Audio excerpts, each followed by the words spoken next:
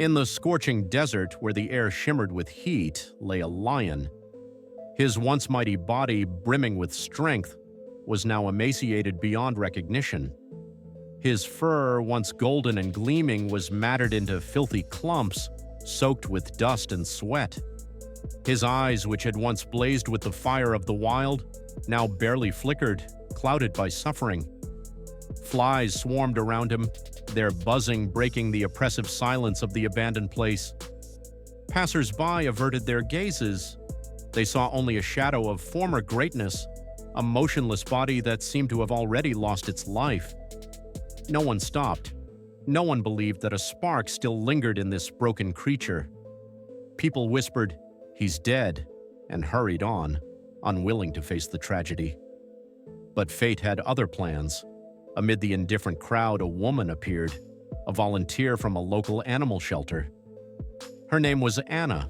Her eyes were tired, but they burned with determination. She couldn't just walk by. Something about this lion, his faint breathing, the barely noticeable rise and fall of his chest, tugged at her heart. She stopped, knelt beside him, and gently touched his fur. The lion didn't move, but Anna sensed he was still alive. She knew time was running out. Without wasting a moment, she pulled out her phone and called a veterinarian. Thus began the fight for his life. The veterinary team arrived quickly, but their faces darkened when they saw the lion. "It's too late," one of them said, shaking his head. "He won't survive," another added. But Anna didn't listen. She looked at the lion, whom she had already named Saul in her mind, and insisted, "We have to try." Swayed by her resolve, the vets got to work. They moved the lion to the shade under a canopy where they set up IV drips. Every 4 hours, Anna and the doctors administered medications, cleaned his wounds, and fed him through a tube. Saul lay still, his breathing as faint as a whisper of wind. Flies still buzzed around, but now caring hands swatted them away. The first 2 days were the hardest. The veterinarians didn't hide their skepticism. "He's too weak," they said. "His body won't make it." But Anna refused to give up. She sat by Saul's side, talking to him as if he could hear her. "You're strong," she whispered. "You're a king. You have to live." She stroked his head, feeling his body slowly warm under her touch. It was her ritual, giving him not just medicine, but hope. On the third day, a miracle happened. In the morning, as the first rays of sunlight pierced through the canopy, Saul lifted his head. The movement was weak, almost imperceptible, but for Anna, it was a triumph. She shouted with joy, drawing startled looks from the vets. "He's alive! He's fighting!" she repeated, unable to hold back her tears.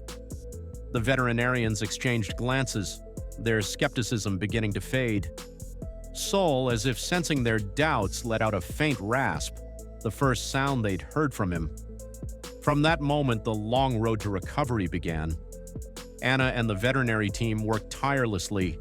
They devised a strict treatment plan: antibiotic injections, vitamins, and nutritional supplements.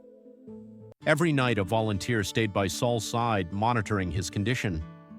Sometimes he opened his eyes and looked at them, and in his gaze, Anna saw a spark, faint but unyielding. She knew he wanted to live. After 2 weeks, Saul began trying to stand. His legs trembled, and he fell, but he tried again. Anna supported him, placing soft blankets to cushion his falls.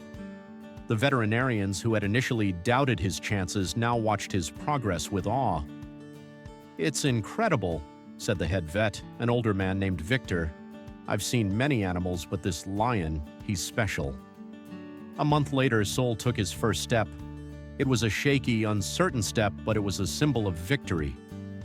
Anna and the volunteers clapped, laughed, and cried all at once. Saul, as if understanding their joy, turned his head and looked at them. His eyes no longer held emptiness. They burned with fire once more. As time passed, Saul grew stronger. His fur began to recover, regaining its golden hue. His muscles, wasted by starvation, gradually strengthened. He started eating on his own, at first in small portions, then with the voracity of a true predator. Anna brought him meat, and he tore into it with his teeth. reminding everyone that he was still a king. 3 months later, Saul let out his first roar. It wasn't just a sound, it was thunder that echoed through the shelter. The volunteers froze, then erupted into cheers. "He's back!" Anna shouted, hugging everyone around her. That roar became a symbol of hope for all, proof that life could triumph even in the darkest circumstances. But the most poignant moment came when Saul stepped onto the grass for the first time. His paws, still weak but now steady, touched the soft earth. A fresh, cool breeze ruffled his mane. Saul stopped, raised his head, and took a deep breath. In that moment, he was more than a lion. He was the embodiment of strength, resilience, and the will to live. Anna stood nearby, her eyes glistening with tears. She remembered the day she found him, nearly dead under the blazing sun. Back then, no one believed he would survive. Now he stood before her, alive, proud, unconquered. Saul's story spread through the community. People who had once passed him by now came to the shelter to see him. They brought food, money, and offered help. Saul became a symbol of hope, not just for Anna and the volunteers, but for everyone who heard his story. His photos appeared in local newspapers and then online. People shared his journey, inspired by his fight. Anna knew Saul could never return to the wild. His body was too weakened by prolonged starvation and illness, but the shelter created a spacious enclosure for him, with trees, grass, and a small pond. There he could feel as free as possible. Every morning he walked out onto his meadow, lay on the grass, and gazed at the sky.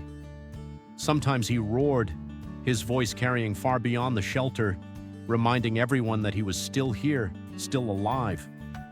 Anna often sat beside him, watching him enjoy the breeze. She knew her life had changed forever. Saving Saul wasn't just a mission, it was a lesson.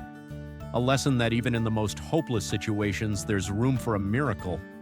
That a single spark of compassion can ignite the flame of life.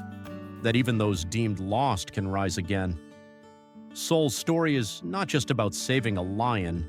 It's a story of human kindness, of faith in the impossible, of the strength that lives in each of us.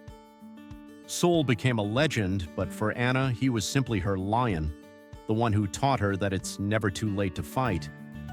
And every time the wind tousled his mane, Saul looked to the sky, as if thanking fate for a second chance. Anna, standing beside him, knew they had won together. Dear friend, thank you for watching this video. If you were moved by Saul's story, don't forget to subscribe to the channel and give it a like. Your support helps us share these inspiring stories and continue saving animals. See you soon!